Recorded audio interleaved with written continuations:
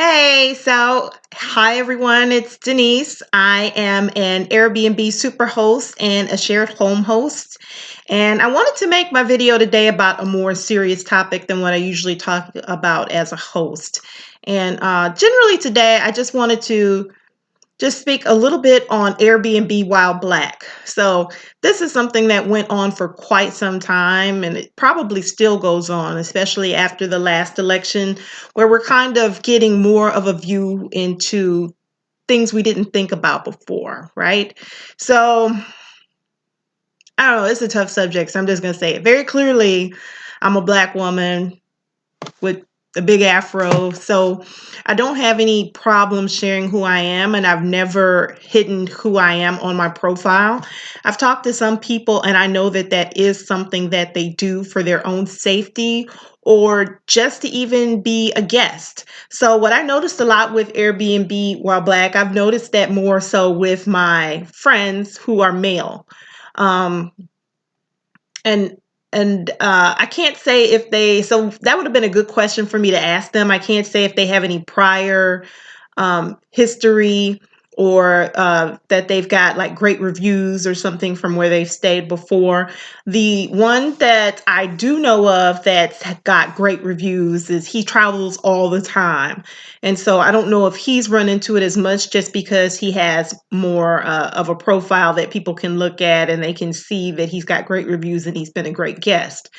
The other two people I can speak on is one of them is a good friend of mine, and he said that he, when he was traveling to his brother's wedding, had wanted to stay in an Airbnb and had booked the room and everything, and Airbnb takes your money like right away as soon as you book. So he said everything seemed fine, and then like within 24 hours, received a notice or message from the host saying, "Oh, I'm gonna have family in town. The place is not gonna be available, and so we'll have to cancel your booking." And he said he went back and checked like within a few days, and the place is still up for the same time period. So um so I'm thinking he didn't actually book. I'm thinking he sent like a request, like a pre-approval request, and he was denied. And the same thing happened to another friend of mine as well. I think racism is just one of those things because I'm just going to call it racism. Now, some people could say, oh, well, maybe they really did have something and maybe things changed, but I'm not. I'm going to just be honest with you and tell you I'm not going to make any excuses for racist behavior. It is what it is. And so, yeah, it could have been this, it could have been that. But as a host, if that were the case, we could always go back to that person and message them and say, hey, looks like things changed and I won't have to have people stay here after all. You're welcome. So that's a possibility that wasn't exercised. And I think the reason it's not exercised a lot of times is because of racism. If it's a thing with a host and you say, well, I'm sorry, I'd love to have, I prefer someone with better reviews or with some reviews and you don't have any, so I'm not going to be able to help you, or you could just decline in the first place. It doesn't have to be some big lie. The fact that it was makes me think it's more of a racism thing because, I mean, it's our home, so it's whoever we want to have stay. I think also I had one of my repeat guests who stays with me quite often. I think I've had this guest at my home at least once per month since like, I don't know, last year. Um, so maybe it's been over a year, I think. And he told me he experienced something similar. So he travels a lot for work as well, which is why I have him here in my home often. And he told me that he stayed in a place and it was a shared home as mine is. And the lady just was there at first, but he said their interactions were very awkward. And after the first day, she just disappeared and never came back. So he said she would respond on her phone, but she just didn't stay. And so I'm gonna say that's probably what it was as well. So he said she seemed nice, but he didn't really know her. But he said she was a young Caucasian woman. I was gonna call her white. I don't know what she was. white is like a fallacy in my opinion. Anyway, that's me chatting about stuff. But yeah, so he said she just disappeared and never came back. So I would say two things in a situation like that. Could it have been some racism? Yes. It could just be some discomfort as a single woman having a single man, or I'm sorry, he's not single, having a male in your household. And he's a big guy, so maybe she felt intimidated or she didn't feel safe. I mean, and I think that's something that's real, so I wouldn't want to discount that feeling, but I think partially we have to acknowledge that as a Black man, that's part of it. That level of discomfort, I would probably be more comfortable. I know that I am more comfortable having a Black male in my household, because that's just life in America. And we can pretend like that's not what it is, but it is. So what I would suggest for people who are concerned or have experienced Airbnb while Black, like I said, I've always had positive interactions with the company. I have nothing negative to say. So, and it's not even just while Black. I remember reading something about an Asian lady, and the video, heartbreaking. Okay. I get emotional about everything. Oh my God, it was heartbreaking watching her video because she was on her way to the location and the lady just was this terrible racist troll who said all of these nasty things, and I would never let somebody like you stay here and go back to your own country, which obviously this is her country but yeah, it was just terrible. And she was heartbroken. She was just crying. Stuff like that happens. And unfortunately, it's happening more often to people. I want everyone to stay safe. Be smart about your choices and just understand that there's really nothing you can do. Honestly, there's really nothing you can do about people's racism. I'm sorry that that happened, that it continues to happen to people. There's really not a lot that you can do in those situations. You can keep yourself safe and try to make smart decisions. Um, Choose a host who might, obviously, if they've hosted other um, Caucasian, or sorry, not Caucasian, if they've hosted other people of color. So definitely read the reviews. If they've hosted other people of color, then that can be an indication that, they're just a regular human and not a racist troll. So they're totally okay with having people of different races in their house. Look at, if they're a person of color, right? So if they're a person of color, they're generally okay with hosting another person of color. The other thing I would suggest, and I'm obviously gung-ho Airbnb, but there's this other great site called Innclusive, Innclusive. And Inclusive actually arose out of the whole Airbnb thing. I think I'm in a travel group, and I want to say they're part of that travel group. They're part of we call it Tribe. So they're part of Tribe. And I, like, as soon as they opened theirs up, I posted my home on there as a shared space.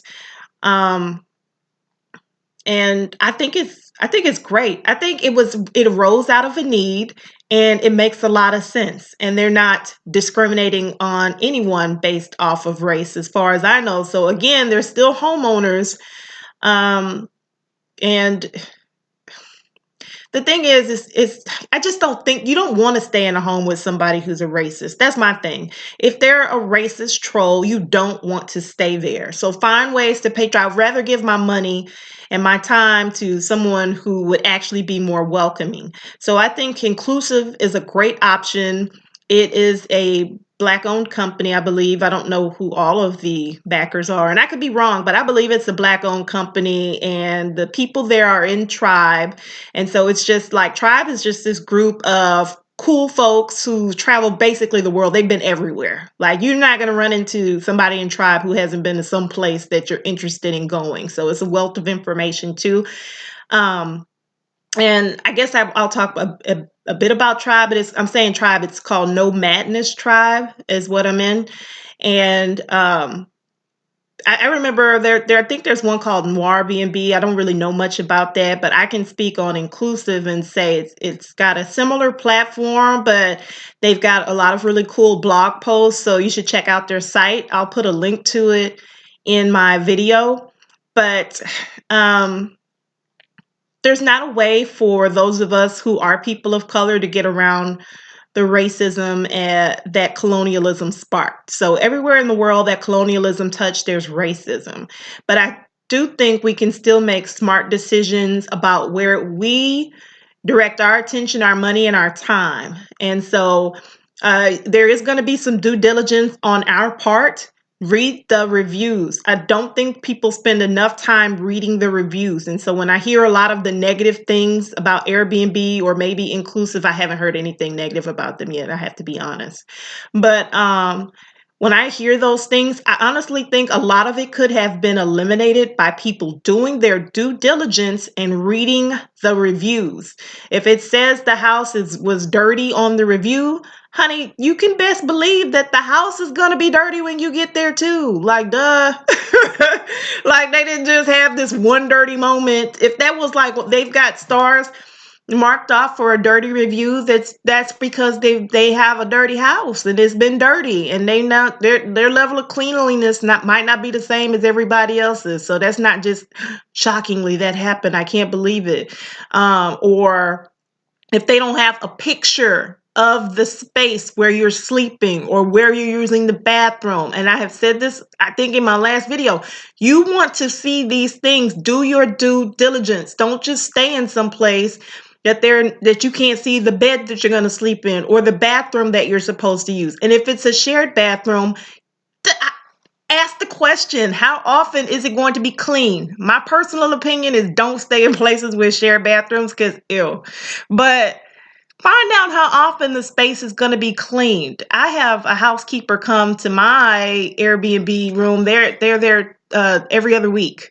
So that's how the space gets cleaned. And if they're not cleaning it, I'm cleaning it, depending on how many guests there are. So those are important questions. It is important, especially right now, for those of us who are people of color, to do our research. Make sure we're making a smart choice on where we are and where we're going to stay. This is our safety, honey. Do not play games with your safety. Do not play games with your peace of mind and sanity, because it is nuts out there right now. So, like I said, this is not the normal kind of video I do. I wanted to do a video where, this is a bit more of a serious subject, and I don't know, I might touch on it again at another time, because I don't want to make the video too long, and I know it's gotten long, but y'all, it's crazy out there. So we have to be safe and we have to be smart. Okay. So I'm just saying, be safe and be smart. And as people of color, we just have that extra bit of due diligence. Check out where you're going, check out where you're staying. And if no one who's ever stayed there looks like you, I would say just be careful. I wouldn't say don't patronize them, but just be careful. Make good decisions for yourself. If you like the content, as usual, I would say comment below, subscribe, leave me your opinion. Like, if you've experienced Airbnb while Black, I'd love to hear what you have to say. But I can say I just haven't had a bad experience, but I'm kind of making sure I do my due diligence, and I think we all have to.